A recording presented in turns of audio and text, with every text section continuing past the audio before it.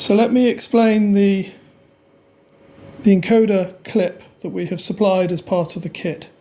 So when you come to fit the encoder, so when you install the encoder on a printer and you need to fit this encoder to the camera processing board, you're going to feed it through here underneath the USB cable, and you're going to catch the leading edge of the connector and push the encoder connection on there. Now you take your 3D clip, and the purpose of the 3D clip is to stop the movement of the encoder. So what we do is we take this clip and we mount this clip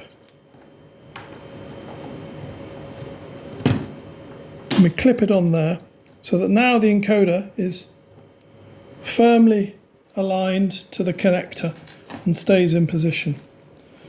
So when we come to put our cover back on, we've got our USB 3 tucked in nicely there, got our cables sitting there.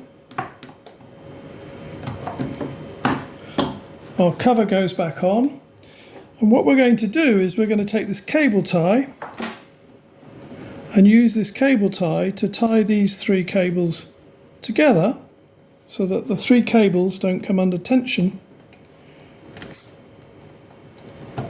At a future point in time, we take our little snips and remove the excess cable. Now we're going to fit the cover back on.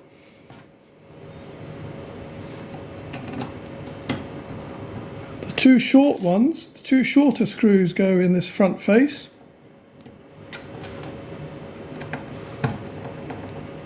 And it's just a couple of turns, and the longer screw fits in the top. So you just need to push the two together, the back face and the cover, to make sure it's aligned correctly. Let me just fix that there. Now the last piece is the backing plate.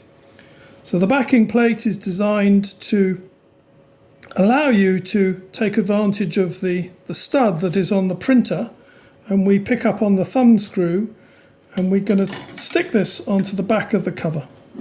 So when we turn the enclosure, the processing board over, we remove now make sure you align it as close as possible to this end. So as close as possible to this end, otherwise the tab will not align with the stud on the printer. So just fix that down, and now when you put that inside the printer, you can pick up on the thumb screw inside the printer. That is all the modifications complete. Thank you.